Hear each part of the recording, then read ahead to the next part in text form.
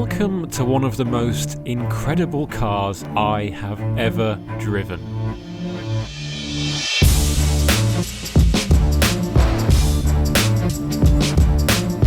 It's called the Porsche 911 GT3, and if you were hoping to see a review that finds it anything less than spectacular, then you're going to be bitterly disappointed. And yet, if this car were to feature against its predecessor in a game of top trumps, you'd wonder how it could be any better. It's got the same naturally aspirated 4-litre flat-six engine. It's a similar weight, similar power at 503 bhp, and because it's a 911, has similar styling. Or maybe not, because if you look closer, you'll spot the larger, wider wheels and wider front track, aggressive bonnet vents, huge rear diffuser, and that rather distinctive swan neck spoiler. It looks even closer to its 911 Cup racing car cousin than it ever has before, and that gives you some clue as to why it's such a big step forward from the 991, and how it's managed to lap the Nordschleifer in a smidge under 7 minutes dead. Marginal gains, it certainly isn't.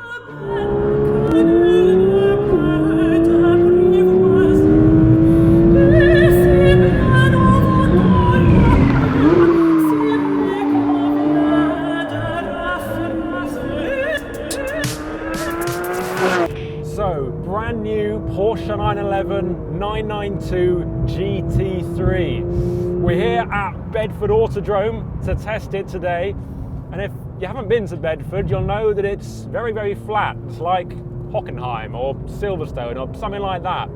But the good thing about it is that it's got lots of different type of corners. So we've got fast stuff where the aero can be used, we've got technical slower bits where we can get the mechanical grip working, and there's also some bits in the middle too. And it should be able to help answer the question of how this car is 17.5 seconds quicker around the Nürburgring than its predecessor. I mean, 17.5 seconds is colossal.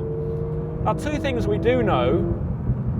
This 992 ran on Michelin Cup 2Rs on its Nürburgring time. The previous car was on, I believe, Cup 2 N1, so tyre technology has moved on. That'll get you time, but it won't get you all that time, far from it. And something else that won't get extra time is the fact that this car doesn't really make any more power than the last one. It's only about 10 brake horsepower more.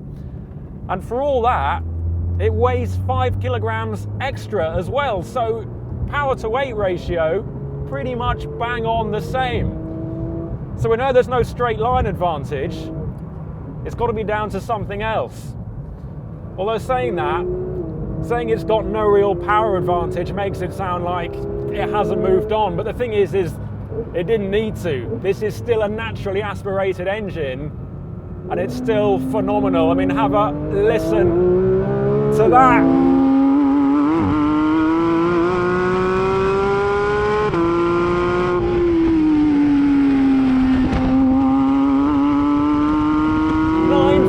RPM red line, peak power 8,400.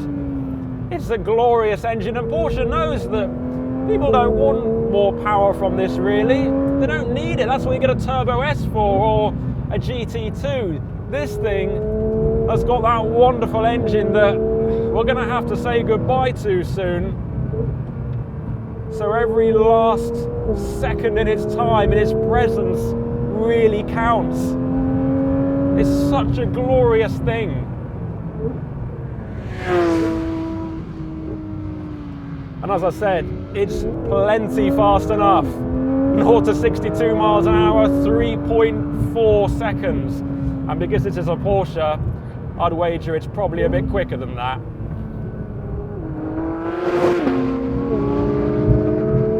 It's actually very similar to the engine they're using in the 992 Cup car, which is, well, a full-on racing car. And you see that in the brochure and you think, yeah, okay, maybe, but when you sit in it and you get to experience it, you can fully understand that. It's also got individual throttle bodies this time round, so not only does that help emissions, believe it or not, it also makes the throttle response that bit sharper, and in all honesty it wasn't really lacking before, so this, it's as sharp as a perfectly tailored Armani suit. And although Porsche's turbocharged cars are phenomenal, they don't have throttle response like this thing, no way. The PDK box as well, it's a 7-speed box. The rest of the 992 range is an 8-speed. This one's lighter and it's got less ratios, and honestly, I don't think you need that 8th ratio. I mean, maybe if you're driving on the road, it'd be nice to have the exhaust a bit quieter at high speeds, but on a track, this is perfectly suited. And honestly, it's one of the best gearboxes in the business. I mean, listen to this, 5th gear, 100 miles an hour, 4th, 3rd, 2nd. It just rev matches beautifully, and it gives you so much confidence that you don't have to second guess the gear changes coming into a corner. So many cars now, on the upshifts they're fine, but on the downshifts, that's where it lets them down. Not on this thing, no way.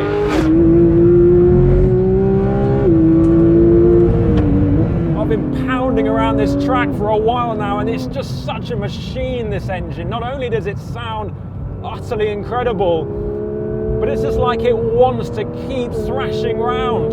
And actually, when they tested it, they took it to Nardo and did 5,000 kilometers at 180 miles an hour non-stop.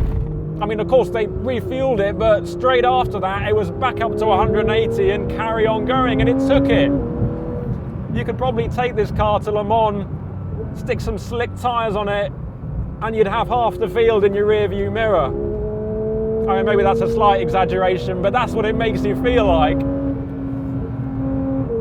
I could do this all day. I think the only thing that's going to stop me is probably wearing out these Michelin tyres.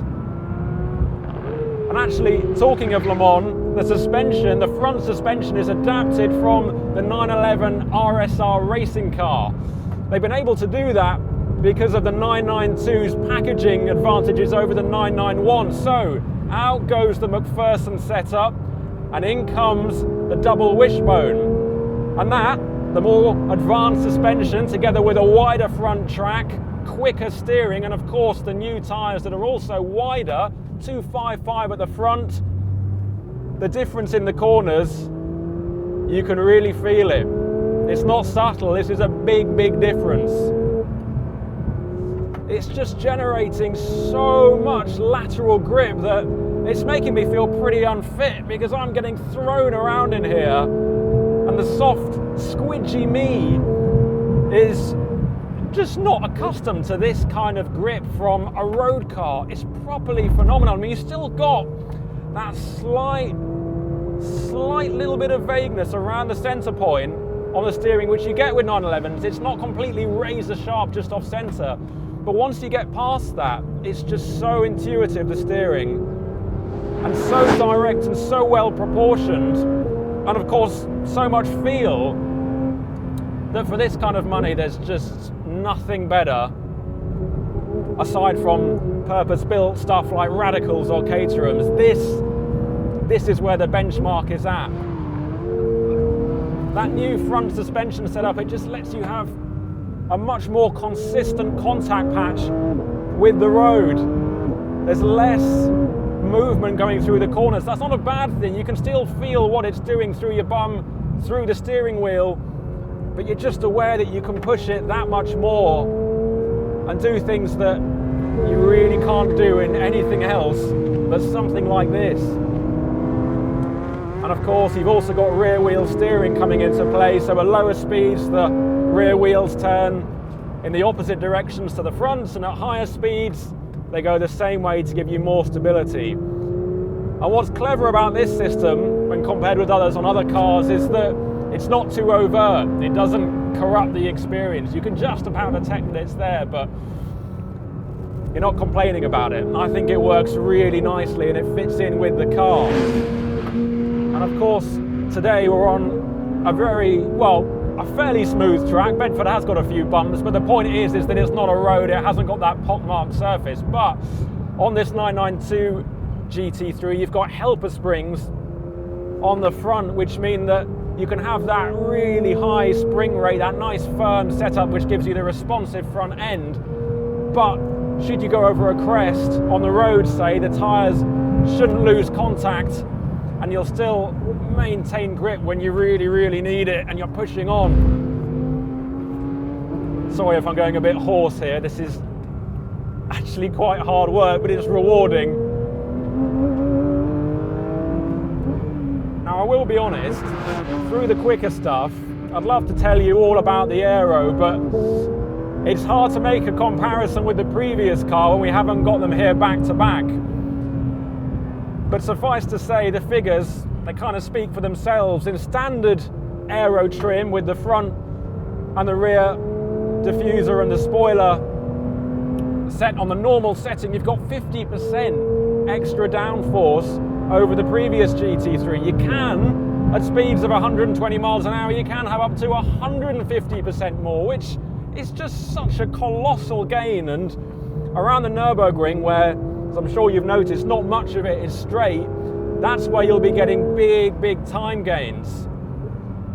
Around here, around Bedford, without a stopwatch to tell me and a back-to-back, it's quite hard to give you an honest impression of how much you feel it. But suffice to say, coming through the quicker stuff, it feels mightily planted. Let's have a look. We've got a nice fourth gear corner here. You can get on the brakes, look to power out early, just settle that rear end. Ooh. Don't run over the cameraman. It just feels so assured coming through the really quick stuff, and yet it doesn't feel too vague or too clinical, which is something that you can get when you start putting all these parts on to make it go quicker. You're still aware of exactly what it's doing and also how you can do it better yourself. I mean, coming into some of the slower stuff, interestingly, it still does default to understeer, and you can find that. It's not like it's something that you need to be an absolute hero to go into a corner at mad speeds and then pick out the understeer. You can do it at slower speeds if you're a bit clumsy with the weight transfer and keeping it over the nose. But when you concentrate and you drive it how Porsche would want you to drive it, it's just such a rewarding thing. God, I could do this all day. Oh, love a GT3. You know, I reckon when you clicked on this video, you weren't expecting me to say that this is anything but brilliant. It certainly wasn't going to be a disappointment. We knew that. But what I find astonishing and just so commendable is that they've stuck with that naturally aspirated engine, despite pretty big pressure, I'd imagine, to ditch it and go for something turbocharged, not just because of emissions, but also to get that lap time. Of course, Porsche's a motorsport car maker. They want to get that Nürburgring lap time. That's a big source of pride. So the way they've done it by working on other things, because there's no extra straight line performance to speak of. They've set the benchmark almost with one hand tie behind their back. It's like they've said, yeah, we're going to beat everyone else, but we're going to do it without getting more straight line speed. And my, have they set the benchmark again. This was only a pretty brief first drive, and we haven't driven it on road, admittedly, but out here on the track where it belongs. This is one of the most special, involving, exciting, noisy, sweat-inducing cars I have ever driven, and I really, really want one. Which part of my body can I sell?